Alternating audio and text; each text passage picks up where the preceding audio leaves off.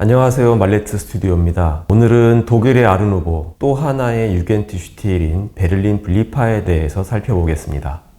1898년 창립한 베를린 분리파는 위넨 분리파와 마찬가지로 황제 비렐름 2세가 부과한 예술계에 대한 제한과 그에 따른 기존 예술계의 기득권에 대한 반발로서 등장했습니다. 다른 도시와 마찬가지로 베를린 역시 19세기 말부터 급격한 산업화, 도시화가 진행되면서 새로운 예술적 실험이 활발하게 일어났고, 이런 환경 속에서 예술의 자유와 실험성을 강조하며 당시 유럽의 다른 분리파와 마찬가지로 독일 내에서 매우 중요한 역할을 했습니다. 대표적인 예술가로는 막스 리버만이 있습니다. 그는 베를린 분리파의 초대 회장이었으며 인상주의적인 색채와 자유로운 붓터치로 기존 예술계에 도전했으며 이후 유럽 전역의 젊은 예술가들에게 영향을 미쳤습니다. 베를린 분리파가 설립된 배경은 에드바르 뭉크와 발터 라이스티코프의 작품들이 기존 예술계에 의해 거부되었던 사건들에 기반합니다. 노르웨이 출신의 화가인 뭉크는 표현주의 기법으로 잘 알려져 있습니다. 뭉크의 작품은 강렬한 감정 표현과 독창적인 구성으로 대중에게 충격을 주었으며, 이는 당시 전통적 미술계가 선호하는 자연주의, 사실주의적 화풍과는 전혀 배치되는 것이었습니다. 1892년 베를린 아카데미는 뭉크의 작품 전시를 승인했습니다. 그런데 막상 전시가 시작되자 베를린의 예술계에는 큰 논란이 일었습니다. 강렬한 색채와 독특한 표현의 그의 작품은 보수적인 관객들과 평론가들로부터 혐오스럽고 기괴하고 불쾌하다라는 평가를 받았습니다. 결국 뭉크의 전시회는 예정보다 일찍 강제로 중단되었고, 이는 뭉크 스캔들로 불리게 되었습니다. 이 사건은 당시 예술계의 전통과 혁신 사이의 극심한 갈등을 여실히 보여주는 사건이었습니다. 한편 라이스티코프는 독일 출신의 화가로 주로 자연주의적이고 상징주의적인 풍경화를 그렸습니다. 그는 전통적 화풍과는 다른 독특한 표현 기법을 추구했는데 1898년 베를린 대미술전에서 표현이 너무 과격하다라는 이유로 배제되는 사건이 벌어졌습니다. 뭉크 스캔들 이후 내부에서 쌓여 있었던 보수적이고 배타적인 미술계에 대한 반발이 라이스티코프 사건을 통해 폭발하게 된 것입니다. 이 두 사건은 베를린의 보수적인 예술 아카데미가 새로운 예술적 흐름을 수용할 수 없음을 확인시켜주는 것이었습니다. 결국 이를 계기로 젊은 예술가들이 기존의 예술계와 결별하려는 움직임을 보였고, 막스 리버만, 발터 라이스티코프 등의 주도로 1898년 5월 예술 전시회 조직을 위한 자유협회를 설립했고, 이것이 베를린 분리파의 모태가 됩니다. 이들은 기존의 아카데미에서 벗어나 모더니즘, 인상주의, 표현주의 등과 같은 새로운 예술 양식을 지지하고 독자적인 전시회를 개최함으로써 예술가들의 창의적 자유를 보장하고자 했습니다. 여기서 잠깐 사진기술의 출현이 당시의 새로운 예술사조인 인상주의와 표현주의에 미친 영향에 대해서 살펴보도록 하겠습니다. 이를 언급하는 이유는 일부에서 사진기술의 출현으로 인해 화가들, 특히 전통적 아카데미에서 자리 잡지 못한 예술가들이 도피하듯 찾아낸 기법이 인상주의나 표현주의다라고 말하는 경우가 있는데, 그 오해를 바로잡기 위함입니다. 사진이 발명되기 전 회화는 사실적 묘사를 통해 현실을 정확하게 재현하는 데 중점을 두었습니다. 그런데 19세기 중반 이후 사진기술이 발전하면서 예술가들은 더 이상 현실의 재현에 얽매일 필요가 없다는 점을 인식하게 됩니다. 이에 인상주의 화가들은 빛, 색, 순간적인 인상을 포착하는 데 관심을 돌렸는데, 이는 사진기술의 등장에서 영감을 얻은 것이기는 합니다. 즉, 사진은 빠르게 변하는 장면을 포착할 수 있었고,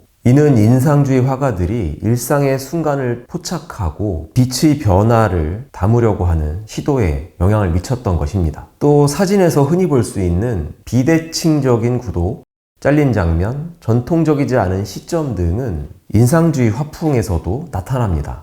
예술가들은 사진이 보여주는 일상적인 장면이나 우연한 구도의 아름다움을 발견하고, 이를 회화에 도입했던 것입니다. 반면 사진의 등장은 회화가 더 이상 현실 재현에 얽매일 필요가 없다는 생각을 강화시키면서 예술가들로 하여금 회화가 본래의 창의적 자율성을 되찾아야 한다는 의식을 불러일으켰습니다. 즉 사진이 현실을 재현하는 역할을 맡게 되면서 회화는 보다 주관적이고 감정적이며 상징적인 표현들로 나아가게 됩니다. 또한 인상주의는 산업화, 도시화, 철도의 발달 등 사회적 변화와 더불어 새로운 물감의 개발로 인해 야외 작업이 가능해진 기술적 요인에도 영향을 받았습니다. 이런 변화 속에서 인상주의자들은 자신의 철학적, 미학적 견해에 따라 사진과는 다른 방향으로 나아갔던 겁니다.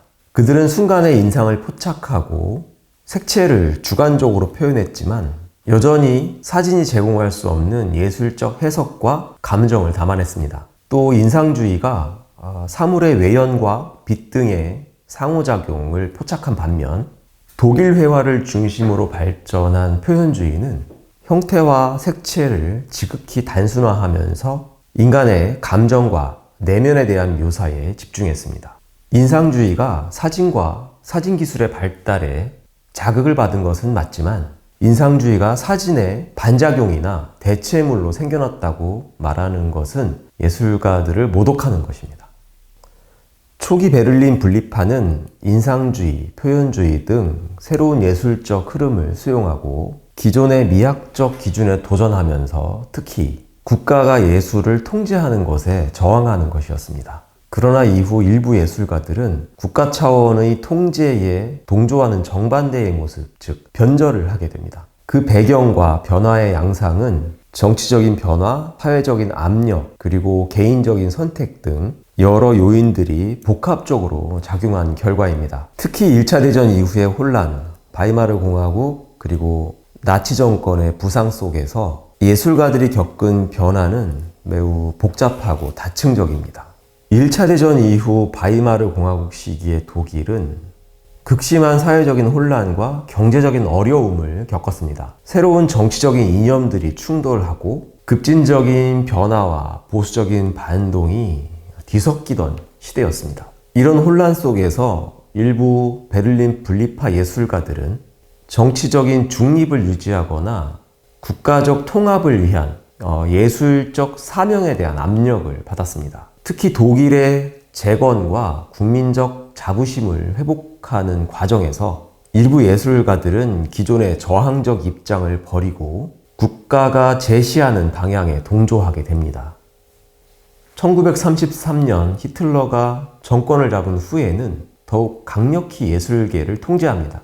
나치는 국가주의적인 예술을 장려하면서 모더니즘, 추상미술, 표현주의 등을 퇴폐적인 예술로 간주하고 이들을 탄압했습니다. 또한 예술을 선전도구로 활용하고자 했고 예술가들에게 고전주의적이거나 자연주의적인 기준을 제시하고 이에 부합하는 작품을 제작하도록 강요했으며 특히 아리안 인종의 우월성을 강조하는 인종주의적 작품 활동을 강요했습니다. 이 과정에서 일부 예술가들은 정부의 통제에 순응하거나 또는 심지어 적극적으로 협력하는 모습을 보였습니다. 나치는 우선 예술가들을 경제적으로 통제했습니다. 예술가 공무원 시스템을 통해 자신들에게 협조적인 예술가들에게만 지원을 제공했습니다. 이는 많은 예술가들이 통제에 저항하기보다는 경제적 생존을 위해 체제에 협력하도록 만들었습니다. 나아가 예술가들에 대한 강압적인 통제를 행사했습니다. 표현의 자유를 제한하고 반대하는 예술가들은 검열당해서 투옥되거나 망명을 선택해야 했습니다. 이로 인해 많은 예술가들은 강압적인 환경 속에서 체제에 순응할 수밖에 없었습니다. 저항을 선택한 예술가들은 작품 활동을 금지당하거나 퇴폐적인 예술가로 낙인 찍히기도 했습니다. 한편으로는 자발적인 동조의 경우도 있었는데 전쟁 후의 혼란 속에서 국가의 질서 회복과 안정에 동조한 사람들이었습니다. 즉, 나치가 제공하는 안정과 국가 재건의 메시지가 일부 예술가들에게는 매력적으로 다가왔던 것이고 그들은 예술이 사회적인 역할을 해야 한다라는 명분으로 나치 정권의 가치관에 부합하는 작품을 제작했습니다.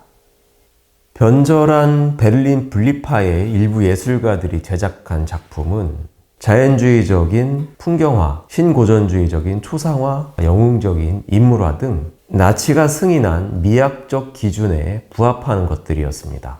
그로 인해 전통적인 역사주의, 군사적 영웅주의를 주제로 한 작품들이 주로 생산되었고, 이는 나치의 이념을 시각적으로 표현하는 데에 이용됐습니다.